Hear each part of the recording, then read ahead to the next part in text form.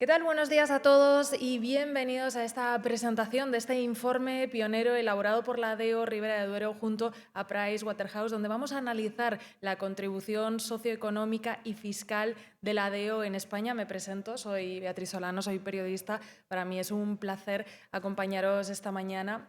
Y no os hago ningún spoiler porque lo veíais ya en la nota de prensa, los datos son muy relevantes. Aportación al PIB, aportación fiscal, empleos que se generan directos e indirectos que dinamizan el mundo rural. De todo esto vamos a hablar esta mañana, pero antes, para comenzar, me gustaría dar paso a Miguel Sanz, director general del Consejo Regulador de la Denominación de Origen Ribera del Duero, para el que pido un fuerte aplauso. Muchas gracias. Buenos días y bienvenidos. Es un placer reunirnos hoy para presentar el informe clave para comprender el impacto socioeconómico de la denominación de origen Ribera del Duero y, sobre todo, para analizar juntos dónde va nuestro sector en un momento de grandes transformaciones. Permítanme comenzar citando al Master of Wine Tim Atkins, uno de los prescriptores internacionales más importantes, quien afirmó que Ribera del Duero es uno de los casos de éxito más notables del mundo del vino, que en tan solo 4 décadas ha logrado cosas impresionantes. Y lo mejor está por venir. Gracias a todos los representantes institucionales, medios y agentes del sector que hoy nos acompañan. Y, por supuesto, a Price, por ayudar a nuestra denominación de origen a elaborar un estudio que nos permita afrontar el futuro con más información y más perspectivas en un momento crucial que está atravesando nuestro sector, en donde buscar nuevas oportunidades ya no es solo un reto, sino es una obligación. La internacionalización del sector, el estancamiento del consumo global del vino o la presencia de actividades poco compatibles con el enoturismo son desafíos directos que debemos enfrentar para mantener la Ribera del Duero como un referente del sector vitivinícola nacional e internacional, para continuar siendo un motor clave para el desarrollo del territorio, un generador de empleo estable y un polo de atracción para el turismo y la inversión. Estoy seguro de que las reflexiones que compartiremos en la mesa redonda nos ayudarán a entender y avanzar en la dirección correcta y a seguir situando a nuestra denominación en el lugar que se merece. Muchas gracias.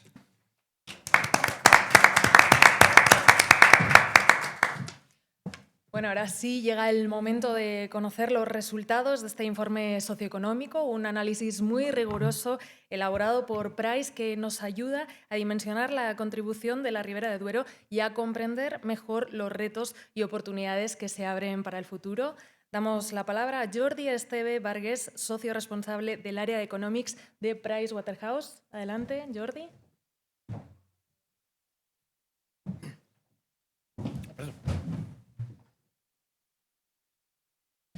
Buenos días a todos. Muchas gracias en primer lugar a todos los asistentes, por supuesto, a las autoridades y, por supuesto, al Consejo Regulador por la oportunidad de haber realizado este trabajo en los últimos meses en el que hemos tenido ocasión pues, de profundizar y de indagar en unos números que yo creo que cualquier persona que viva en este país pues, percibe el impacto económico que tiene la denominación de origen en la economía y lo percibe en muchas ocasiones, ¿no? Lo percibes cuando visitas la región, cuando pasas por sus carreteras y ves esos pueblos emblemáticos con personalidad, ves muchas de las bodegas que acompañan ese paisaje, ves también, por supuesto, la vid y el impacto en la agricultura que tiene. Lo percibes también cuando vas a un restaurante, ya fuera del territorio, cuando ves en todas las cartas... Ah, vale.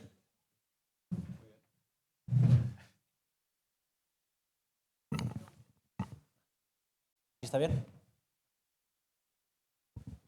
Yo más cómodo. Decía que se percibe no solo cuando visitas el territorio, también cuando vas a un restaurante y ves que prácticamente todas las cartas del país tienen la denominación de origen entre sus opciones, y lo percibes también cuando vas al extranjero y te sientes identificado en un restaurante cuando vas de turismo y puedes encontrar también pues la denominación de origen de Ribera del Duero como uno de los emblemas del país y de la marca. Lo que hemos hecho nosotros es simplemente poner cifras a una realidad que todos percibimos y que yo creo que no está en duda que haya o no haya contribución, sino lo que podemos debatir es cuánto es esa contribución, y eso es lo que hacemos por primera vez en este estudio, que creo que va a ayudar a ordenar el debate y a permitir tomar decisiones en base a datos que tanto políticos, sociedad y otros representantes que tienen que tomar decisiones alrededor del futuro de esta denominación de origen, pues puedan tener la mayor información posible. La denominación de origen, yo creo que aquí es de sobra conocida, son más de 300 bodegas repartidas entre más de 100 municipios, 68 millones de litros vendidos con un valor de 800 millones de euros y una gran vocación exportadora que luego veremos en esos análisis más granulares y más específicos.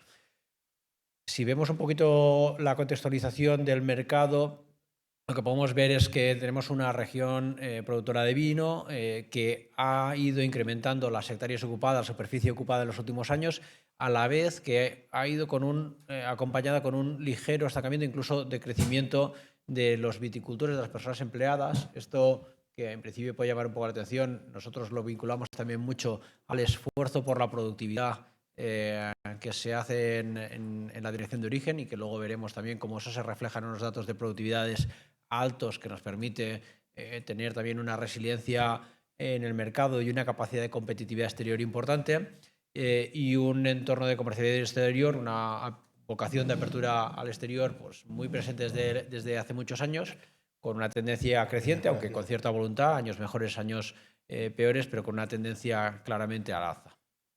Lo que hemos hecho en este estudio es intentar descender en variables cuantitativas macroeconómicas muy concretas y las hemos orientado alrededor de 3 tipos de impactos. Uno es el impacto económico, cómo generamos lo que los economistas llamamos PIB, o sectorialmente se llama valor añadido bruto, pero cómo generamos riqueza, si lo queréis en términos más familiares, cómo generamos riqueza en el territorio. ¿Dónde se genera esa riqueza? ¿Se genera en la zona o se genera más allá de sus fronteras?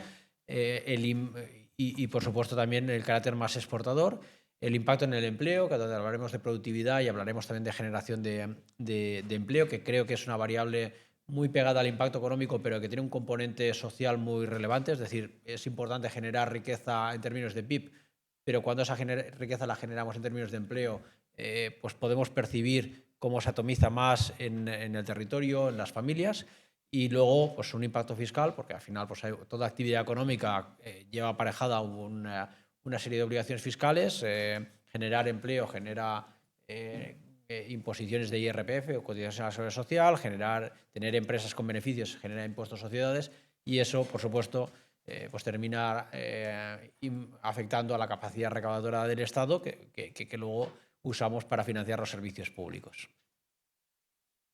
Voy a intentar enmarcar un poquito el análisis que hemos hecho dentro de lo que vendría a ser el área de influencia de la actividad de Ribera del Duero, y lo hemos enmarcado en 2 grandes segmentos. Uno es la elaboración propia del vino, que obviamente es el gran elemento tractor de este efecto económico, y luego el enoturismo, que como veremos en los datos tiene un efecto en cuanto a dimensión pues más modesto que la propia elaboración del vino, pero que sí que figura un poco como el estandarte, la bandera de ese impacto económico que también hace que se perciba en todo el territorio. La elaboración del vino, como digo, es una actividad económica que está asociada a las actividades de las bodegas, la propia elaboración del vino, y eso genera lo que llamamos en los economistas un impacto directo. Por ejemplo, genera empleo, genera personas que trabajan físicamente en las bodegas, pero genera también un efecto en la cadena de valor a lo largo de toda la economía, tanto lo que se llama efecto indirecto, que es la cadena de valor hacia atrás. Tiramos, por supuesto, de un sector agrícola que depende de esa actividad en las bodegas, pero no solo del sector vitícola, no solo del sector agrícola, se tira, por supuesto, de servicios, pues desde seguridad, se tira de maquinaria agrícola, se tira fertilizantes. Es decir, hay toda una cadena de valor hacia atrás que genera impacto económico y que hemos estimado en este informe. Y luego, hacia adelante, el vino, la fabricación del vino no es necesariamente el final del camino. Cuando el vino sale de la bodega, sigue generando impacto económico. Hay una labor de distribución, de logística, de transporte, de comercio mayorista, de comercio minorista, de restaurantes y de Horeca, que terminan también generando actividad económica y, de nuevo, empleos, recaudación, PIB, etc. Esto es lo que llamamos los economistas impacto tractor. Y finalmente, a veces cuesta un poco más de explicarlo, pero yo creo que aquí es bastante gráfico poder verlo, el impacto inducido. Cuando una actividad económica genera rentas salariales en la economía, estas rentas salariales permiten a las familias volver a dedicar una parte de esa renta salarial al consumo de las familias, que termina pues, en colegios, en librerías, en restaurantes, en ocio, el consumo que típicamente pueden hacer las familias. Esto digo que aquí es razonablemente gráfico porque cuando vemos los pueblos impactados por esta huella económica, hay muchos negocios que no tienen nada que ver con el sector del vino, pero que sin el sector del vino la farmacia del pueblo no subsistiría, el colegio del pueblo no subsistiría o la librería del pueblo tampoco podría vivir sin esa renta salarial que se está generando alrededor del sector del vino. Esto es lo que se llama el impacto inducido, es un impacto típicamente algo más pequeño, pero que también nos ayuda a entender el efecto total que se está produciendo en el territorio. Como vamos a elaborar, entiendo que el informe estará a disposición, por supuesto, de todo el que quiera verlo y podrá entrar y escudriñar un poco los datos, pero vamos a desgranar hoy muchos datos. Lo que hemos querido es hacer en esta primera tabla de datos un resumen de lo que creemos nosotros que son, si queréis, los titulares, los impactos o los indicadores más relevantes a la hora de entender ese impacto. Y uno está asociado a la generación de riqueza, al PIB, que, como decía, es la vara de medir que los economistas tenemos para entender típicamente la contribución económica, pero también para ver cómo evoluciona un país o cómo evoluciona un sector. Y lo que hemos podido constatar es que es un impacto económico de más de 1.300 millones de euros. Fundamentalmente, el enoturismo tiene un rol, como digo, a veces más icónico, pero también con impacto económico. Pero en total tenemos un efecto de 1.300 millones que luego profundizaré y desgranaré. Y si lo miramos por esa contribución más económica social asociada al empleo, lo que podemos ver es que hay 5.000 personas contratadas en las bodegas, que es una cifra importante, pero que cuando tenemos esa perspectiva más amplia de impacto total, lo que podemos ver es que tenemos 21.000 empleos generados en la economía.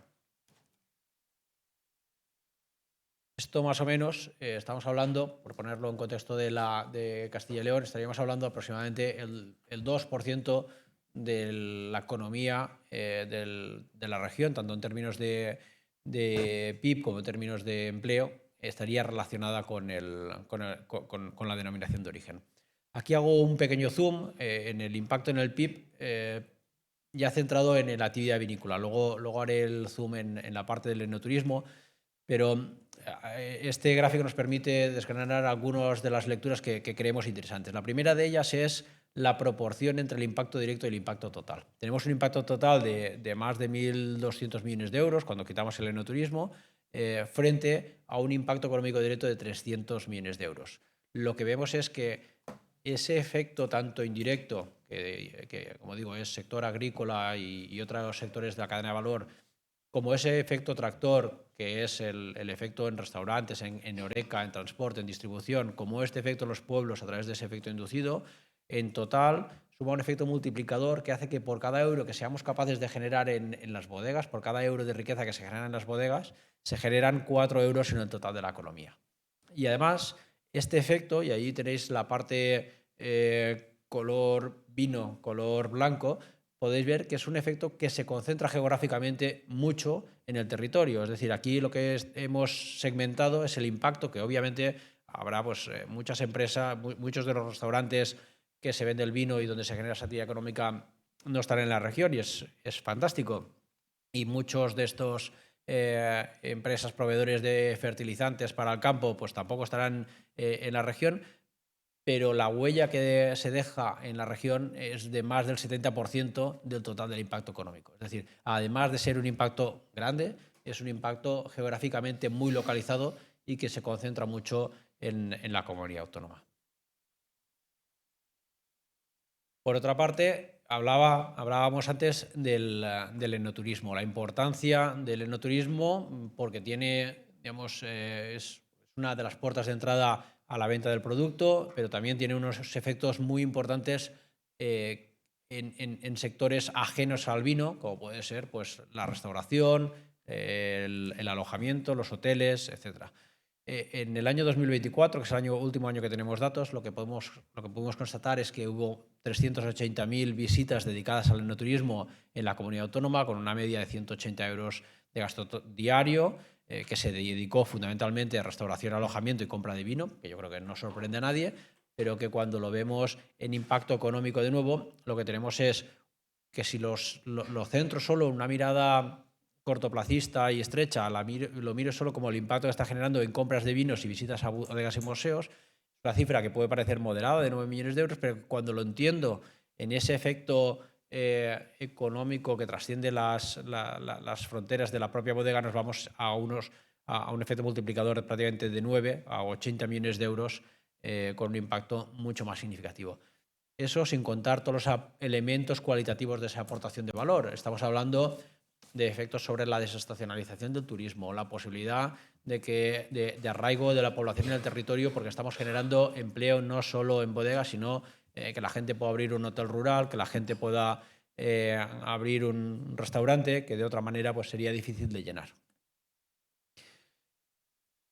Y cuando lo vemos, cuando pasamos de la perspectiva más geográficamente más localizada, la abrimos a la perspectiva más global y hablamos de la internacionalización, yo creo que es de todos de sobra conocido la situación que tenemos en el país en cuanto a que somos un país altamente exportador o muy competitivo cuando exportamos servicios, tanto turísticos como no turísticos, pero somos un poco menos afortunados o tenemos una posición un poco menos ventajosa a la hora de exportar productos. Somos mucho mejor exportando servicios que productos. Entonces, si vemos el déficit de bienes, la balanza comercial, cuando restamos importaciones y exportaciones, vemos que tenemos 40.000 millones de euros de cosas que exportamos y que no somos capaces de importar.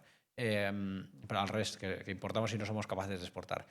Y cuando uno mira dónde somos líderes precisamente en la capacidad exportadora, pues yo creo el sector automóvil y componentes de automóvil acapara titulares y es de sobra conocido y yo creo que los políticos pues lo perciben así también y hay muchas iniciativas enfocadas precisamente a esa tipología de industrias y tiene todo el sentido del mundo, pero cuando lo bajamos a productos mucho más agrícolas o mucho más vinculados con el sector agroalimentario, donde España es, como sabéis, una potencia, tenemos fundamentalmente el aceite de oliva y el vino como dos de los grandes productos contributivos en la capacidad de generar un superávit comercial con respecto a los otros países.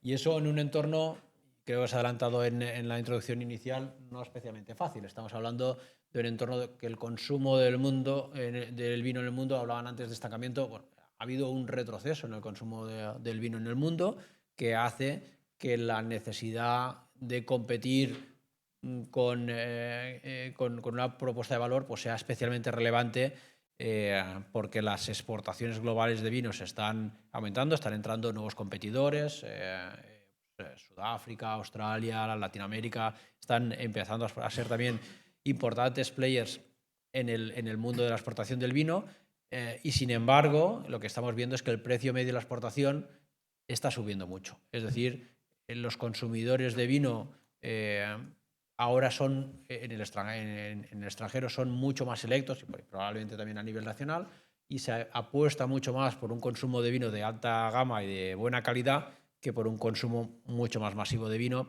y eso conjuga ese consumo en miles de hectolitros con una tendencia decreciente con un precio medio de la exportación altamente creciente que hace que podamos mantener una aportación de valor añadido bruta extremadamente interesante. ¿Y dónde exportamos? Pues exportamos a una combinación, yo lo resumiría con dos tipos de países. Están por un lado los países maduros, los países donde típicamente hemos exportado vino, que pueden ser pues los países europeos sobre todo, podéis ver Reino Unido o Holanda, que son países en los que el consumo de vino creció mucho en los años 90 hasta principios de los 2000, donde después ha producido un estancamiento importante en su nivel de consumo, con un crecimiento en algunos países, como puede ser, por ejemplo, el caso de México, como puede ser el caso de Estados Unidos, donde el consumo todavía tiene una tendencia alcista, son mercados mucho menos maduros que se están incorporando todavía, y México, de hecho, pues ya pasa a ser el segundo destino de Ribera del Duero en cuanto a volumen exportador en términos monetarios. Además, y esto aquí se ve claramente en el gráfico a la derecha, lo que podéis ver es que el precio medio de exportación de Ribera del Duero es claramente superior no solo a la media de exportación nacional, sino a la media mundial, haciendo referencia a lo que me refería antes, de que estamos con una estrategia de exportación de vino de mejor calidad y, por tanto, nos da una ventaja comparativa en ese entorno donde el consumidor internacional cada vez más aprecia el vino de calidad alta que de calidad baja. Enlazando también con el impacto en el empleo, que decía que me parecía uno de los principales indicadores en los que a mí me gusta centrar el foco de atención, porque recoge tanto ese impacto económico como esa atomización del impacto. Hay una variable que creemos especialmente relevante y que también he señalado al principio, que es la productividad. La Ribera del Duero tiene ya crecido mucho en productividad en los últimos años, y yo creo que eso se debe fundamentalmente a la combinación de dos factores. Por un lado, si tú apuestas por un valor añadido mayor, por un vino de mejor calidad o incluso mejor precio, pues eres capaz de tener más facturación por empleado.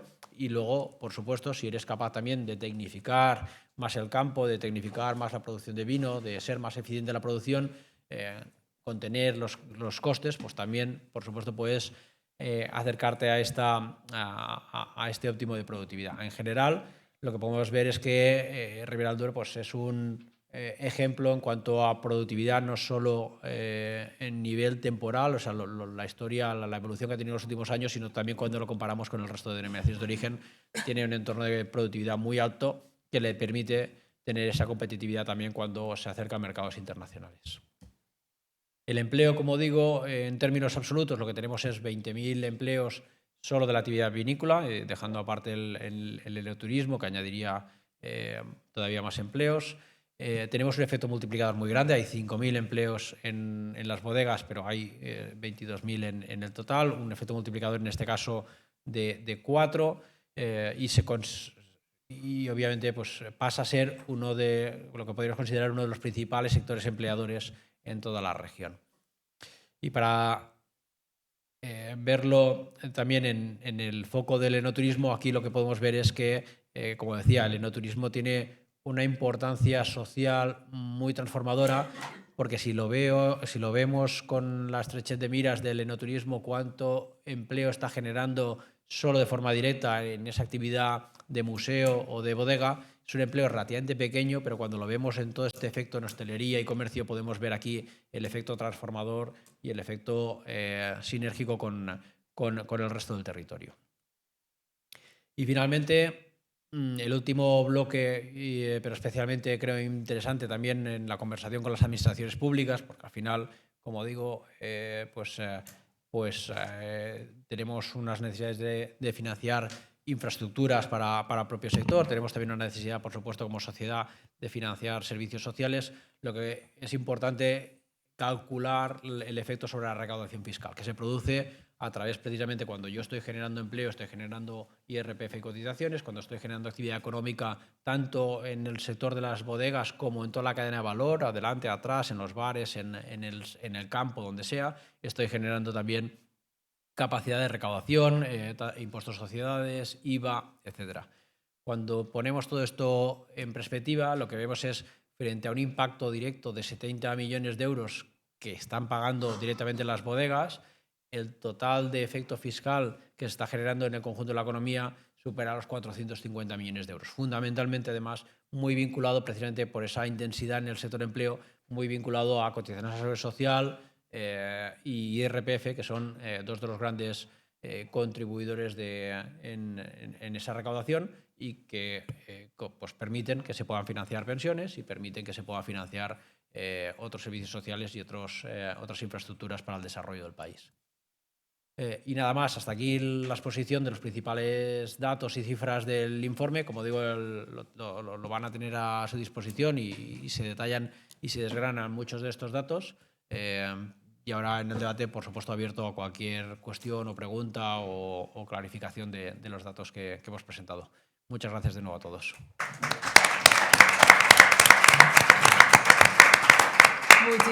Muchísimas gracias, Jordi. Ahora, efectivamente, en el debate, en la mesa redonda, lo que vamos a tratar de hacer es conectar todos estos datos con el sector, con el territorio, con las bodegas. Aquí tenemos diferentes representantes en ese sentido. Os presento mi derecha, Jordi, de Price, ya os lo he presentado anteriormente. Enrique Pascual, presidente del Consejo Regulador de Ribera del Duero. Bienvenido, Muchas Enrique. gracias. A mi izquierda, Miguel Ángel Gallubo, presidente del Consorcio de la Ruta del Vino de Ribera del Duero. Bienvenido, Hola, Miguel Ángel. buenos días. Y Fernando Rodríguez de Rivera, director general de las bodegas Prado Rey.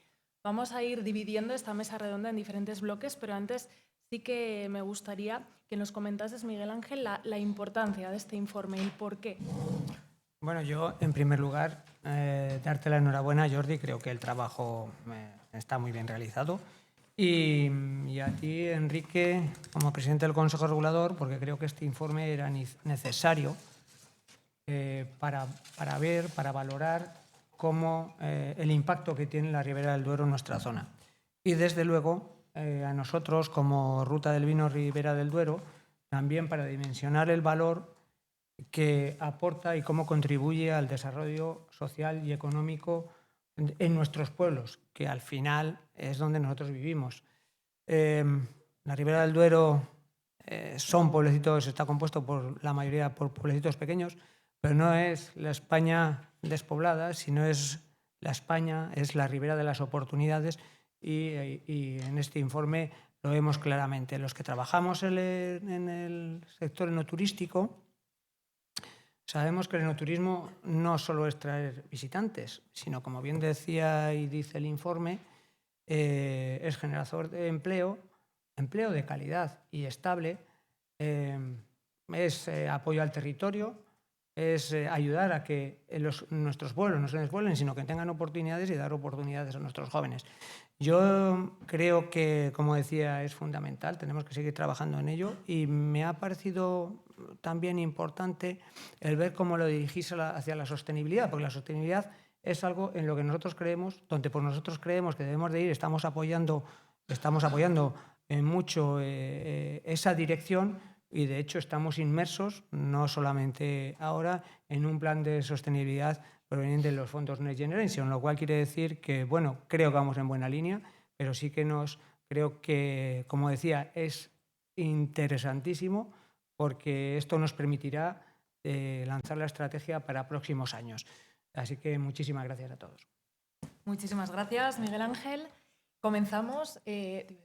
Si vas a aplaudir, ibas a aplaudir. Que iba a aplaudir, Enrique, pues gracias, ¿no? aplaudimos, por supuesto. Yo también iba a aplaudir. Nos hemos quedado ahí a medias en el aplauso. Empiezo contigo. Hemos mencionado el enoturismo. Enrique, ¿qué impacto socioeconómico tiene el enoturismo en la zona? Bueno, pues como ha demostrado el estudio, y ahora nos da la razón, ¿no? Siempre hemos dicho que el vino es mucho más que vino. O sea, aporta al territorio, no solamente es un producto que se trabaja en la viña, se embotella en la bodega y se saca al mercado. Es que es mucho más. Es que es, como estamos hablando, impacto en el territorio totalmente positivo, todo positivo. Es decir, nuestros pueblos viven, resucitan o no se mueren tanto como pueden morirse otros municipios que están fuera de una demarcación tan importante como Ribera del Duero, y ahí lo demuestra. Es decir, pone en valor nuestra gastronomía.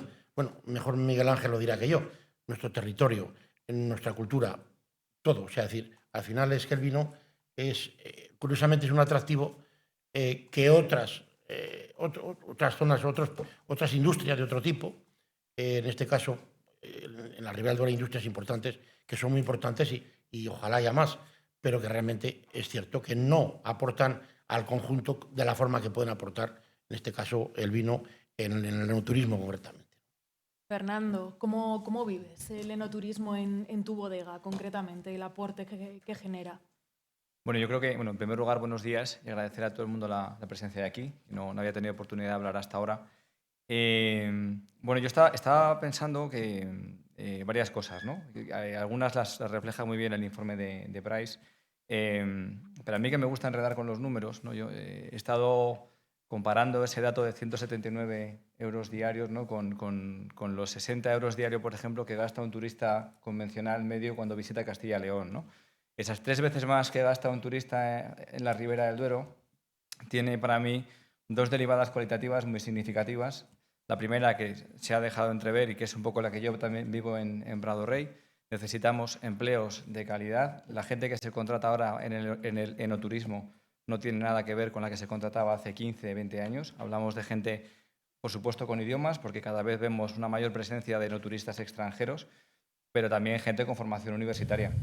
Prado Rey está en un lugar que la universidad más cercana está a 80 kilómetros. Yo tengo ahora en mi equipo gente de Valladolid, de León, de Burgos, de Bilbao, que han estudiado en esas ciudades y no tenían ninguna vinculación con la Ribera del Duero y se han desplazado a vivir a la Ribera del Duero, ¿no? Eso para mí es muy importante. Tenemos el problema de que nos cuesta encontrar gente para trabajos poco cualificados, pero estamos atrayendo a gente joven, formada, y dando una oportunidad en un contexto macroeconómico que es difícil para los jóvenes, ¿no? Eso por un lado.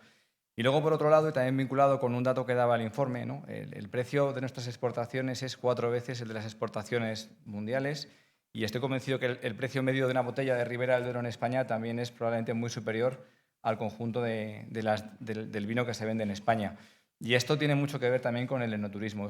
Es un efecto indirecto que muchas veces es difícil valorar. Es decir, al final, cuando tú haces enoturismo, de alguna manera tú tangibilizas una marca, tangibilizas lo que es Ribera del Duero. Deja de ser una botella, una contraetiqueta, de repente es un paisaje, es una bodega, es un restaurante, es esa persona que te ha atendido.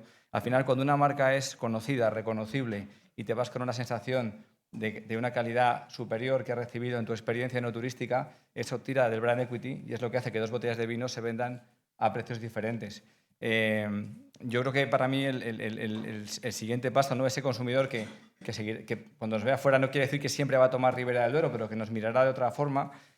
Para mí el reto está en que ahora sigamos no solamente manteniendo esa imagen, sino reforzándola y siendo capaces de llegar a más gente. Miguel Ángel, ¿qué opinas? Tú que tienes esa imagen general, digamos, de la ruta. Pues hablaba de datos y es verdad. Nosotros, ¿quién lo iba a decir? Que nosotros en 2010, que es cuando se certifica la ruta Ribera del Duero, desde luego apoyado, digamos, somos el hermano pequeño, y además eso, para si quisieran otras rutas del vino, apoyados muy bien por el Consejo Regulador, ha sido fundamental. Pero que digo, ¿quién nos iba a decir que en 2010 nosotros, como Ribera del Duero, como la ruta, ofrecíamos 50 servicios y a día de hoy, 15 años después, ofrecemos casi 300 servicios? Es decir, se han ido uniendo pues, más bodegas, más restaurantes, enotecas, vinotecas. ¿Quién nos iba a decir que en pueblecitos pequeños, y ahora próximamente se abrirá otro, iban a abrirse establecimientos que iban a dedicar 40 personas para trabajar en él? ¿Quién nos lo iba a decir? Y claro que tenemos retos importantes. Es verdad que cuando alguien llega y hace enoturismo, primero conoce el vino. Primero ve que lo que hay dentro de una botella no es solo vino. Hay trabajo, porque así nos encargamos de explicárselo, hay mucho trabajo de muchas personas que han estado detrás de ello. Pero esto nos permite fidelizar al cliente.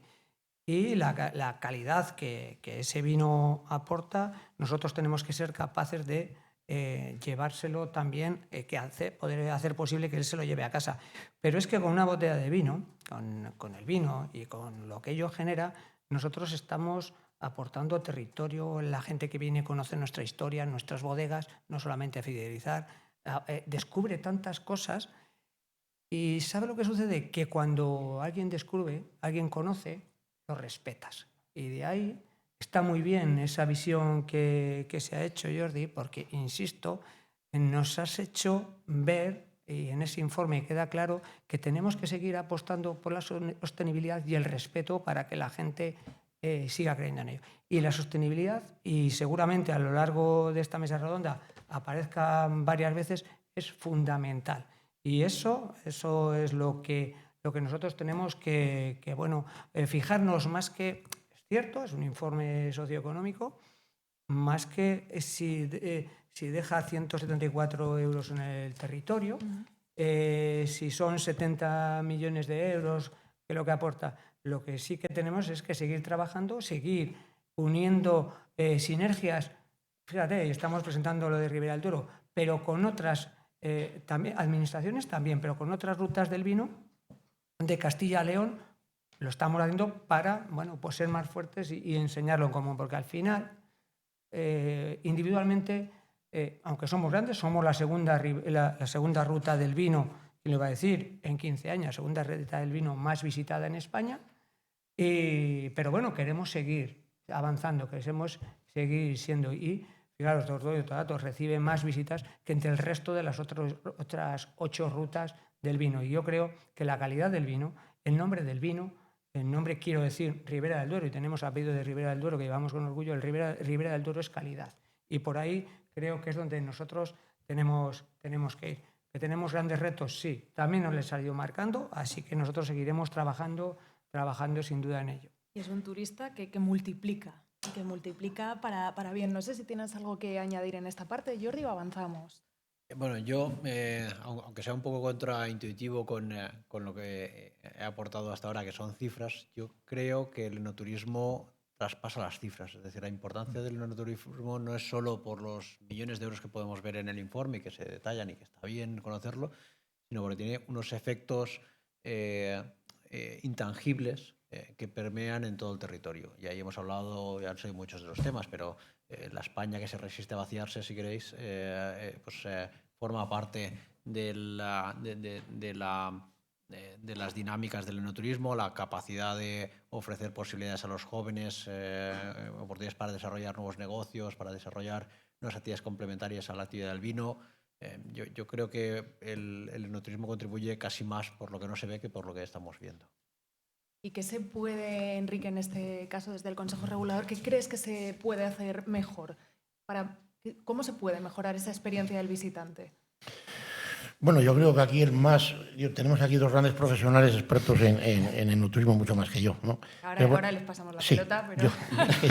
Yo creo que seguramente sean más indicados que yo, lo dirán mucho más, serán mucho más certeros y lo dirán mucho mejor. Fantástico. Pues Fernando, en este caso me voy contigo, que tú lo vives. Obviamente todo lo que detectéis que se puede hacer mejor lo haréis, pero ¿qué crees que queda todavía por hacer para seguir posicionándoos? Bueno, yo quiero empezar haciendo alusión a las palabras que ha hecho antes Miguel Sanz, ¿no? Y es verdad que Ribera del Duero ha hecho muchas cosas muy bien desde que se creó el Consejo Regulador. Es decir, empezaron 9 bodegas, hoy somos más de 300. No es fácil abrir una bodega. No puedes plantear viñas donde quieras, hace falta derechos, hace falta mucho dinero para hacer una bodega, mucho músculo para hacerlo en Ribera del Duero porque Circulante está inmovilizado un tiempo. Pero aún así, Ribera del Duero ha prosperado, ¿no? Y un dato que me parece también tremendo, si miramos lo que ha pasado, según datos de la OIB, con el consumo de vino en España en los últimos 30 años, ha caído un 35%. Y Ribera del Duero, en los últimos 30 años, ha multiplicado por 5 sus ventas, siendo su principal mercado el mercado español. Luego, yo creo que hay muchas cosas que se han hecho muy bien. Ahora bien, yo creo que, reconociendo que Ribera del Duero tiene un posicionamiento muy bueno en España, que fuera de España en los últimos... Yo llevo 18 años en el sector. Cómo nos perciben, creo que ha cambiado para bien notablemente, que cada vez somos una región más reconocida. Fuimos en 2012 la región del año, según el One Spectator. Todavía en el top of mind de consumidores, cuando tú hablas de regiones del mundo del vino, y hay que ser humildes, te va a salir Borgoña, te va a salir Burdeos, te va a salir Champán, te va a salir la Toscana, probablemente el Piemonte, algunas zonas del Ródano.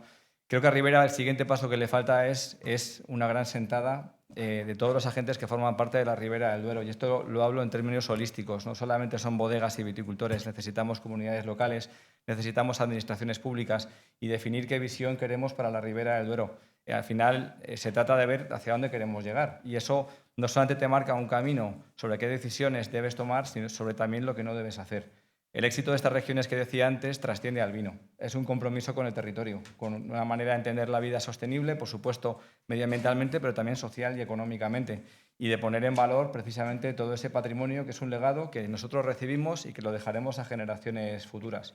Entonces, creo que falta, digamos, esa visión conjunta en la Ribera del Duero que nos comprometa a todos en esa dirección y que nos posicione en otro nivel, ¿no? Que cuando la gente piense en Ribera del Duero, no solamente piense en un vino extraordinario, sino en un, digamos, contexto pues diferencial, que es lo que creo que tenemos. Dice un amigo mío francés, que para que veáis que no es en este caso de Ribera del Duero, me decía cuando yo estaba recién llegado al mundo del vino, me dijo en una Vinexpo, dice, Ribera del Duero es la región del mundo del vino tocada por la mano de Dios, ¿no? Lo tenéis todo, ¿no? Pues bueno, lo que hace falta es un poquito de orden y armonía para que todo eso, digamos, nos lleve a ese otro nivel. A veces nos cuesta creérnoslo, pero nos pasa con muchas cosas Sí. en muchos ámbitos. ¿Qué opinas, Miguel Ángel, de mejorar esa experiencia concreta del visitante? Que Fernando se me ha ido varios pasos por delante. Bueno, la verdad que yo creo que claro que tenemos que mejorar, pero es que es lo bueno que tengamos por mejorar, porque si no tuviéramos ya nada que mejorar, mal lo estaríamos haciendo, yo creo, por lo menos no verlo. Y creo que este informe, insisto, nos ayuda. Creo que sí que tenemos que mejorar y entre todos internacionalizar. Cuando yo hablaba que nos habíamos unido con el resto de rutas del vino de Castilla y León, creando una asociación, ha sido por optimizar los recursos económicos que por parte, en este caso, de las administraciones nos llegan para poder dar un salto y salir, como hemos salido hace poco, a Italia a mostrar nuestro producto, nuestro enoturismo. Eso es fundamental. Los idiomas, pues claro, cada vez, la verdad que se va adaptando a los tiempos el enoturismo y es verdad que ha habido un cambio después de la pandemia, con grupos más pequeños nos vamos adaptando rápidamente y eso tenemos que estar, pero incluso como DEO, con los vinos y con el enoturismo, adaptarnos rápidamente a los cambios y a lo que estar, digamos, hacer un enoturismo a la carta. Quien quiera vino, que le hemos descubierto con el enoturismo, vino patrimonio, vino gastronomía, vino naturaleza, y es lo que tenemos que vivir. Aglutinar todas las experiencias que nosotros podemos aglutinar, convencer y estar todos unidos, digamos, los bodegueros, los restauradores, pues para tener el mejor paquete que pueda uno encontrar. Sí que es verdad que nos quedan muchas cosas y desde luego también tenemos otras cosas que trabajar con las administraciones. Conexión, comunicación, la vivienda. Fijaros, lo que hemos dicho de traer personal para trabajar y personal de primer nivel, parece mentira que en esto que dicen, y yo no estoy de acuerdo, en la España despoblada, sino de la Ribera de las Oportunidades, a veces nos cuesta encontrar vivienda para esa gente. Eso es fundamental, para que la gente pueda venir, quedarse, y lo mismo que bueno, nosotros que queremos fidelizar el vino, también queremos hacer que el buen profesional se quede en nuestra tierra. Esas son cosas pequeñas, pero que sí que tenemos que seguir haciendo. Y bueno, pues eso, va a trabajar muy codo con codo con las administraciones para, bueno, esto poderlo llevar a cabo, porque al final los recursos económicos no son ilimitados y bueno, yo creo que eso es fundamental para que esto tenga éxito. Lo vamos a abordar en el siguiente bloque. Enrique, en este caso te pregunto por los desafíos territoriales a nivel paisajístico, sostenibilidad, incluso de convivencia con otros actores de la zona. ¿Qué retos hay ahí?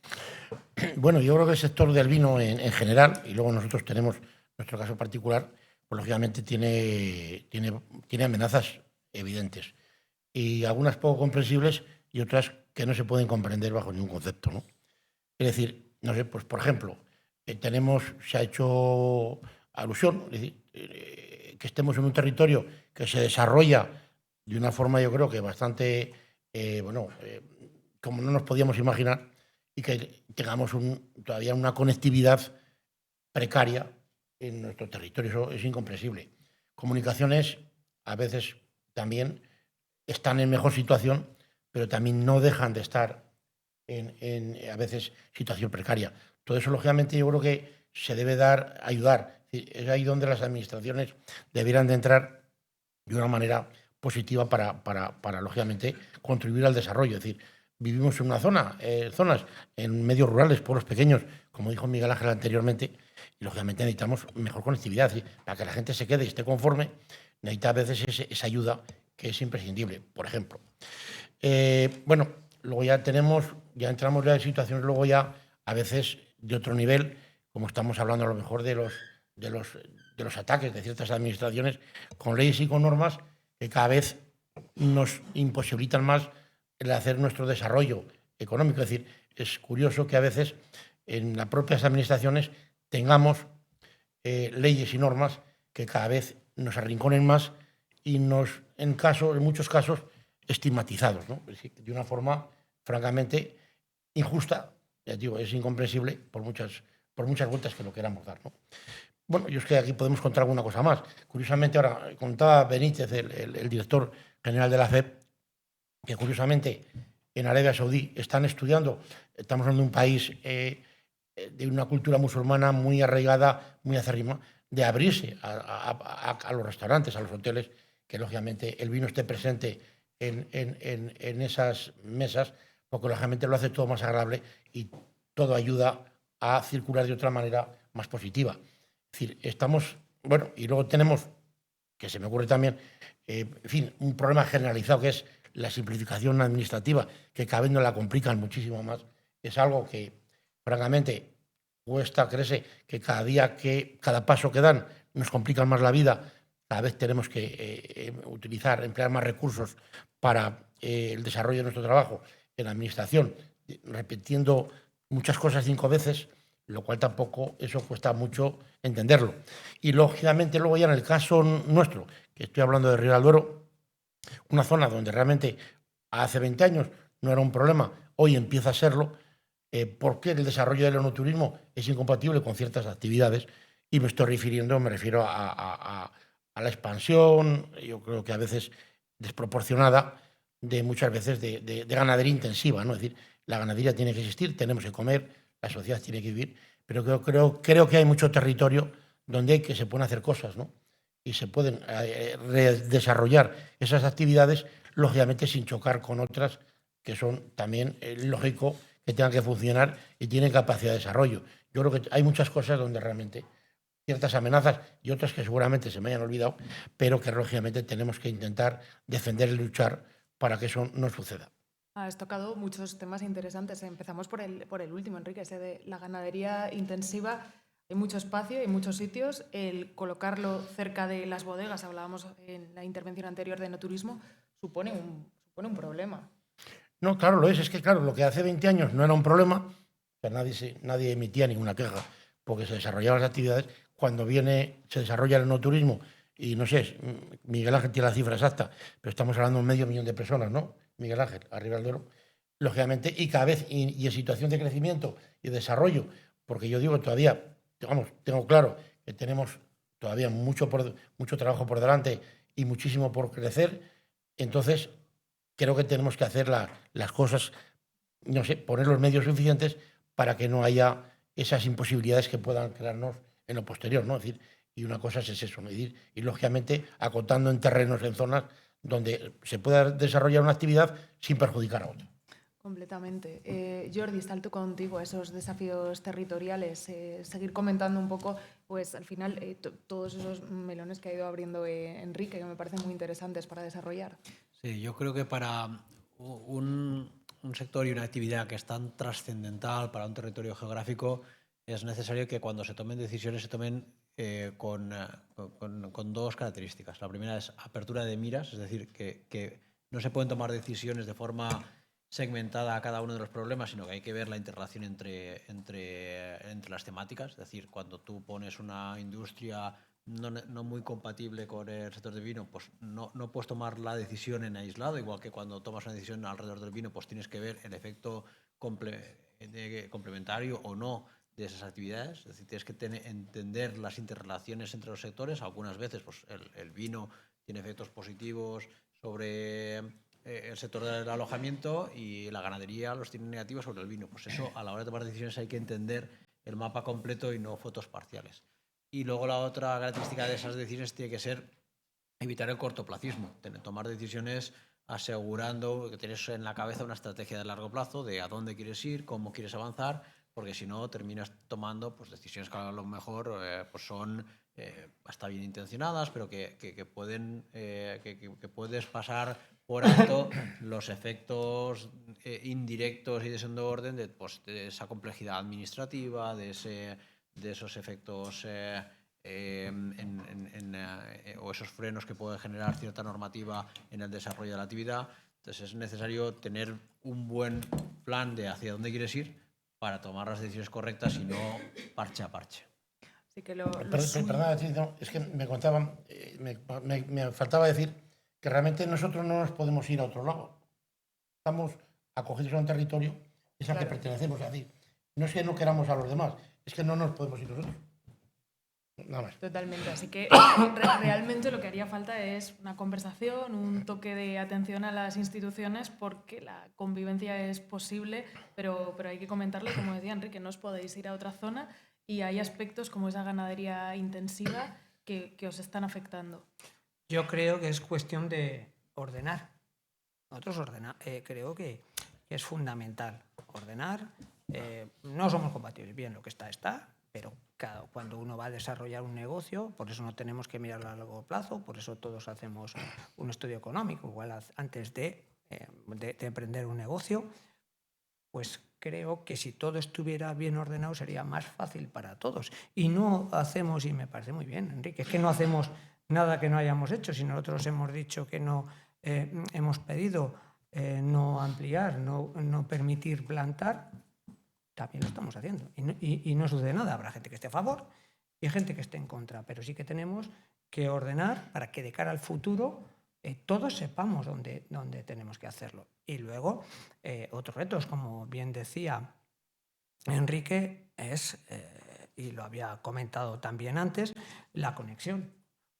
Hoy, cuando tanta burocracia y en este mundo digital en el que estamos, que en una bodega que está generando y que está trabajando todo el día y que le piden que la documentación se entregue al momento a 1, 2 o 3 administraciones y que no lo tengamos, que tengamos que ir a un pueblo, a una población más grande o encontrar dónde podemos hacer ese trabajo, pues es importante, pero también eso pasa, claro. Y en el enoturismo también nosotros debemos lanzar, y ahora el Observatorio de Bio también te dice que en el momento tú lances incluso las visitas que tú tienes. Eso en muchos casos no lo pueden hacer. ¿Por qué? Porque no hay conexión, porque no hay conectividad. Y luego hablamos cuando hablábamos de comunicación, hablábamos en el sentido, pero también la conexión. Bueno, pues en nuestra zona sí que es cierto que llega, por ejemplo, vamos a decir, tren a Valladolid, el AVE, llega a Valladolid y de ahí se tienen que desplazar. Estamos hablando del vino. El vino, que aunque es un alimento, está un poco demonizado por algunas administraciones, ¿verdad? Bastante. Está demonizado. No, podemos comentar un poquito más en profundidad. Bueno, pero el vino es cultura, el vino es comunidad. Pero es cultura, es un alimento y es cultura. Precisamente algún responsable de esta mesa también ha obtenido algún premio como el mejor alimento de España en el año 2024, y era el vino. Pero quiero decir que, bueno, necesitamos una buena conexión para que la gente venga, el vino le tome con moderación, pero venga tranquilo a la Ribera del Duero, pero también marche. Estamos a 160 kilómetros de Madrid y a veces, por lo tanto, es un pulmón que en cuanto al enoturismo para nosotros es fundamental, pero siempre es por coche. Siempre es en coche o vía Valladolid para venir aquí. A veces hay que facilitar. Y creo que era antes era el camino directo. Aranda, Burgos, Madrid, Aranda, Burgos. Por lo tanto, creo que esas cosas que llevamos muchos años luchando y reivindicando, pues también nos ayudarían. Y ese es un reto, de verdad. Y luego, bueno, pues hay otras cosas. Y fijaros, cuando hablábamos de la sostenibilidad, enlaza con lo que hablábamos de instalaciones y demás. Ese es el respeto. Ese es el respeto. Que el territorio sepamos cómo sigue. A veces la sostenibilidad queda muy bien, está muy bien dicho, está bien puesto ahí y todos hablamos de sostenibilidad, pero hay muchas cosas, muchas pequeñas cosas que te llevan a que en un futuro la Ribera del Duero siga siendo atractiva y, bueno, pues responsable y, bueno, pues sigamos rentabilizando todo lo que ahí nos deja, que sea atractivo también para generar empleo y atraer a los jóvenes a trabajar allí. Bueno, que todo cohabite también es sostenibilidad. ¿Cómo vives lo primero, lo que comentábamos, el tema de las granjas intensivas en tu bodega? Porque eso, afecta completamente a la experiencia de un visitante. Una granja intensiva, lo primero es olor. Y si algo no te puede cambiar la experiencia del vino, es eso, la experiencia olfativa. Correcto. Nosotros tenemos una que estaba ubicada ya hace tiempo cerca de un viñedo nuestro que se llama Val de la Yegua, que genera olores en la posada que tenemos en el corazón de Ventosilla, y tenemos 2 proyectos que están pues, ahora mismo parados, judicializados en Aguilera y en Gumiel, ¿no? O sea que al final es un problema.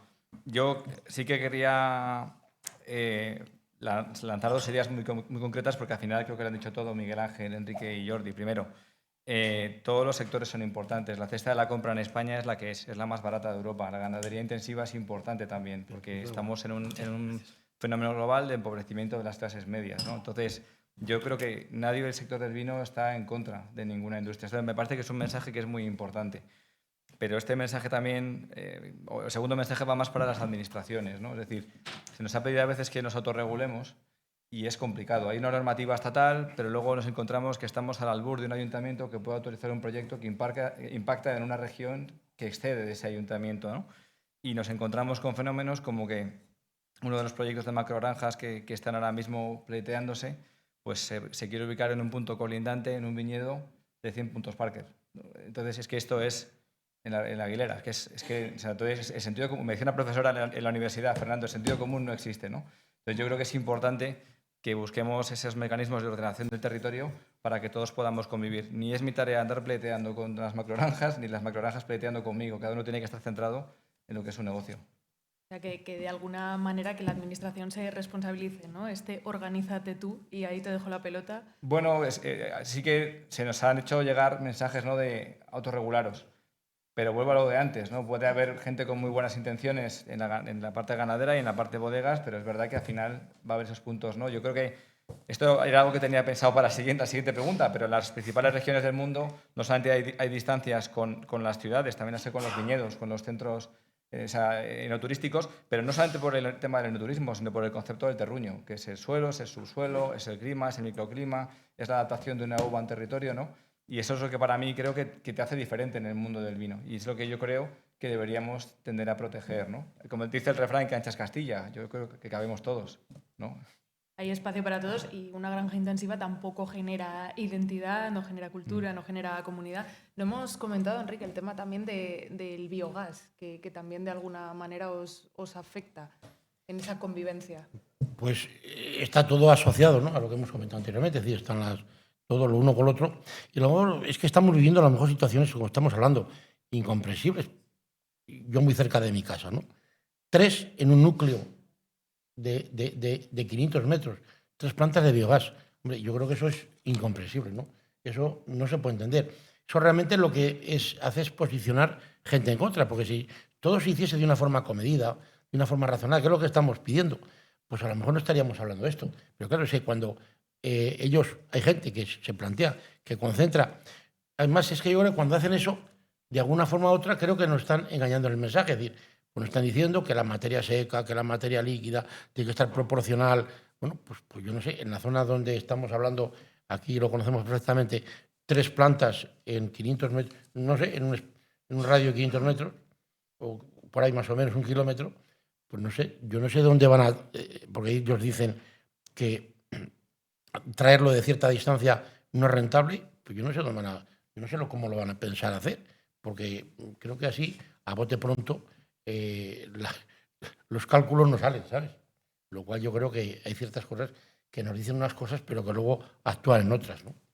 Jordi, el tema de biogás, granja intensiva, ¿es una casuística que la gente desconoce? Tú piensas en Ribera de Duero, piensas en una ADEO, todo estupendo, pero realmente no sabemos que estas problemáticas están ahí. Bueno, son problemáticas que yo creo no son exclusivas de Ribera del Duero, ¿no? Son problemáticas exclusivas de gran parte del territorio, la convivencia entre distintas actividades. También hay pues, mucho debate alrededor de energías renovables. Yo creo que se ha señalado en la mesa, tenemos que avanzar hacia un entorno en el que convivamos todos, porque vamos a avanzar hacia un entorno de descarbonización de la economía, vamos a avanzar seguimos necesitando una cesta de compra diversa con todo tipo de productos, incluidos también productos ganaderos. Entonces, lo que se necesita pues, es una capacidad de ordenación y de gestión que permita la convivencia con los mínimos efectos entre sectores. Miguel Ángel, por cerrar un poquito este bloque, un mensaje a esas administraciones para que la convivencia sea más amable. Bueno, yo creo que al final, lo hablábamos antes, hay alguien que tiene que regular y no podemos rebajar que sea el pueblo por pueblo quien regule. Hablábamos de 100 pueblos aproximadamente, por lo tanto eso no puede meterse a regular cada uno. Pero yo creo que al final con lo que hay estamos conviviendo y hay que regular desde una administración en condiciones, sí que es cierto, escuchándonos a todos los problemas que tenemos y teniendo muy claro qué comunidad queremos, qué provincias queremos, qué poblaciones queremos y qué Ribera del Duero queremos. Eso es importante también, apuntaba Fernando también que, bueno, que es verdad que la ganadería intensiva tiene que estar presente, pero mejor que en este caso las administraciones regionales. Seguramente nadie lo conoce y será más fácil para ellos hacerlo y hacerlo en condiciones, siempre escuchando. Hoy hemos visto el impacto económico de Ribera del Duero y seguramente lo tomarán en cuenta, supongo yo. Ahí dejamos ese guante lanzado. Vamos a hablar un poquito de Ribera del Duero en el contexto mundial. En este momento, ¿cómo se posiciona Ribera del Duero? Hemos hablado que es un contexto en el que se bebe menos, pero también pues, se opta por el posicionamiento y la calidad. Bueno, Ribera del Duero en el mundo está bien posicionada, ¿no? Porque realmente está posicionada en el nivel que le pertenece, ¿no? Es en un estatus alto, dado nuestras características de los vinos, ¿no? Lo que sí que es cierto que está poco posicionada. Es decir, Ribera del Duero es una zona vinícola donde encaja muy bien en el mercado nacional desde el principio y, lógicamente, eso unido a que las empresas, estamos hablando de hace 40 años, lógicamente el músculo financiero, lógicamente el potencial de la empresa no son muy grandes en muchos casos, dificulta salir a vender fuera, ¿no? Se unen las dos situaciones, pero es cierto que nos falta, bueno, por eso nos falta mucho por conseguir y por eso, pero no perdemos la esencia, es decir, estar posicionados en el nivel, como te digo, que pertenece a nuestros vinos, ¿no? Es decir, de calidad y de nivel. Ese es nuestro estatus y no podemos abandonar bajo ningún concepto. De hecho, es que ahí un poco el ejemplo más claro es la diferencia de precio que ofrece Ribera del Duero con otras zonas vinícolas, ¿no? Claro, que lo comentabas, Jordi. Vamos a recordarlo. ¿Cuál era esa diferencia? Creo que era como de 3 a 13, o sea, una diferencia del litro que había visto yo en diapositivas impresionante.